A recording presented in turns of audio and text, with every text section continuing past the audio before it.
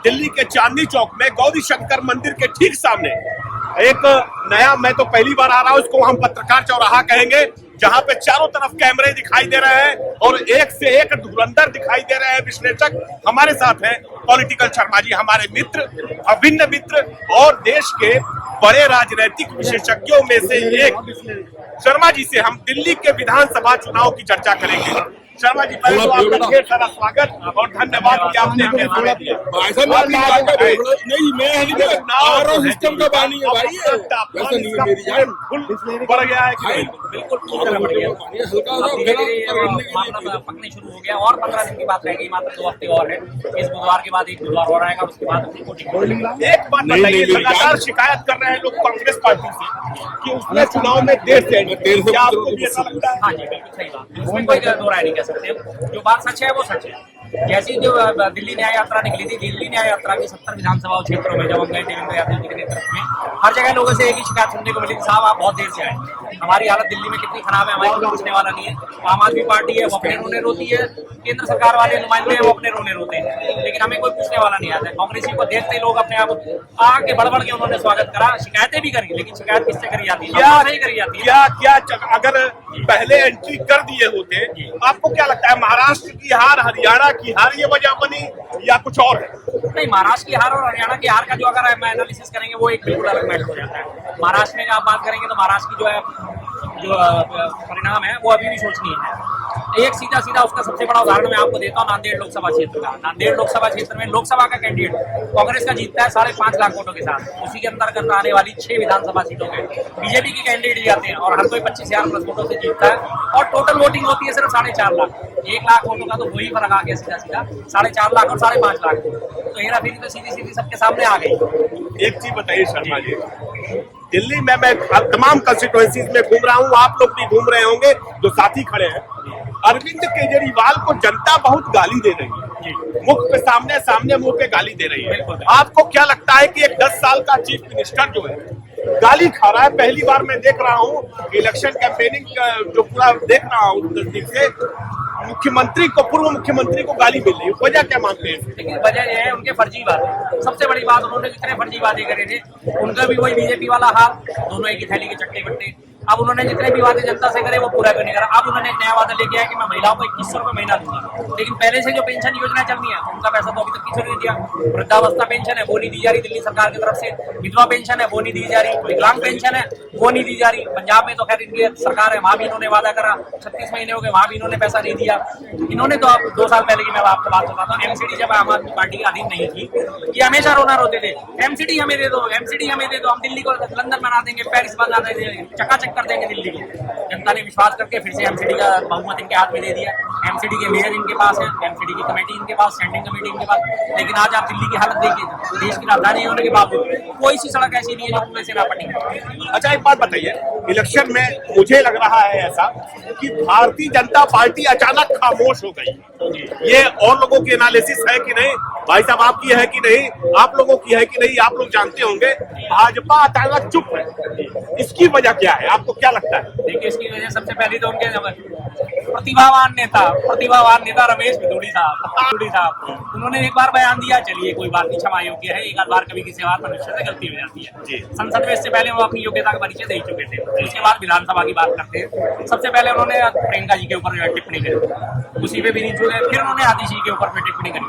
ठीक है, हमारे मतभेद है आतिशी जी के खिलाफ या हमारी आम आदमी पार्टी से मतभेद है, लेकिन मतभेद तो नहीं है ना। उन्होंने उनके बाद महिला सम्मान ना रखते उनके ऊपर टिप्पणी करी और फिर उसके बाद दोबारा एक बार और टिप्पणी करी। पहले तो उनको बोला गया कि उसने अपना भाव भी बदल दिया, दूसरी बार टिप्पणी करी कि हिरनी की तरह विधानसभा में कूदती रहती है, काम कुछ करती नहीं है। उसके बाद फिर वो वहीं पे नहीं रुके, उसके बाद उन्होंने फिर से जाके आतिशी मार लेना के वो एक बार और निशाना बनाने के बाद ये हालत उनकी प्रतिभावान नेता की बात। और दूसरा, उसके बाद इनके जो प्रवक्ता शहजाद पूनावाला, सबसे बढ़िया प्रवक्ता शहजाद पूनावाला, जिन्होंने क्या शब्दों का इस्तेमाल करा था मैं बोल भी नहीं सकता, कैमरे में नहीं कह सकता, जनता तक आवाज जाती है। और 4 दिन पहले इनकी हकीकत देखिए, दोगली राजनीति। 4 दिन पहले क्या कह रहे थे, पूर्वांचलियों का सम्मान नहीं सहेगा हिंदुस्तान, हम पूर्वांचलियों के साथ हैं।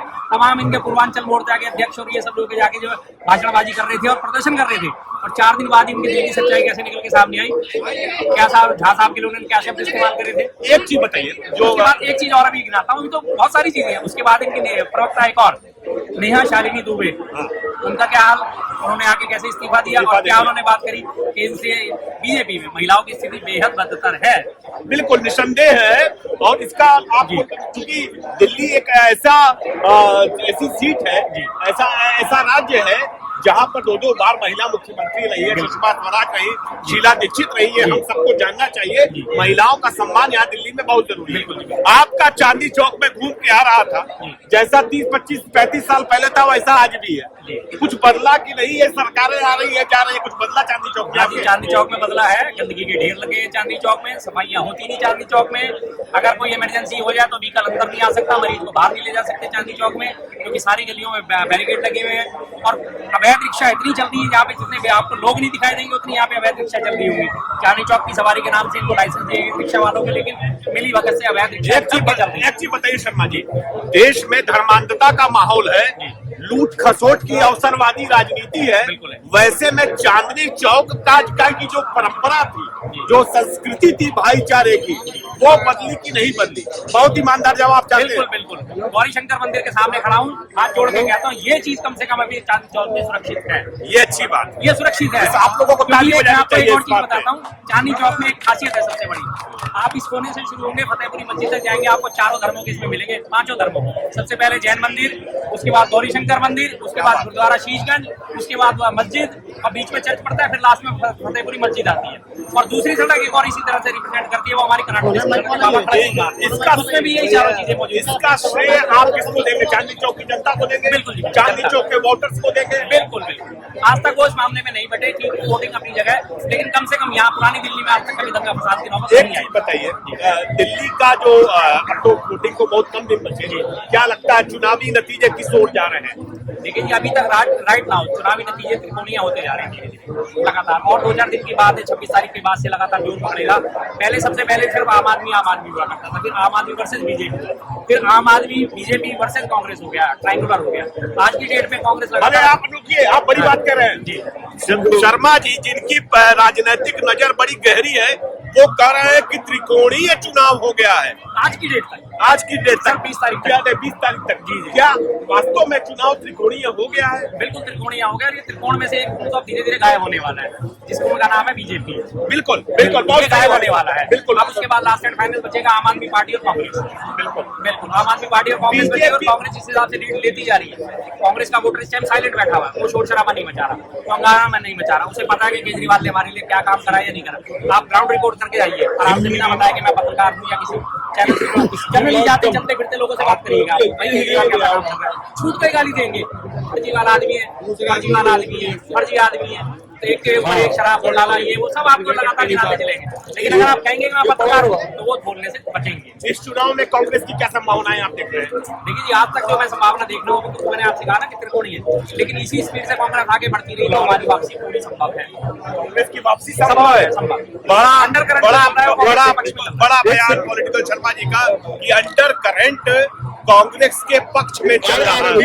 तो आप ये बात कह रहे हैं कि अंडर करंट कांग्रेस के पक्ष में है, और जनता का मूड कैसा लग रहा है आपको? आपको तमाम लोगों से मिलते हैं, तो इसीलिए मैं आपको ये बात कह रहा हूँ। मैं जहाँ भी आता हूँ, मेरी आदत है मैं लोगों से मिलता जुलता बात करूँगा, और भाई इस बार वोट किसको दे रहे हो? बहुत सारे तो वेल नोन फेस से पहचान लेते हैं आप लोगों को बदौलत, वो तो कह रहे हैं शर्मा जी यार आपको तो पता ही है, और जो नहीं पहचानते हुए कह रहे भाई पंजे को वापसी करनी है, कांग्रेस ही बढ़िया थी यार कांग्रेस के जमाने में। और कांग्रेस के जमाने में आप ये देखिए, आज से 15 साल पहले शीला दीक्षित जी का राज था, दिल्ली को किसी परेशानी का सामना नहीं करना पड़ता था।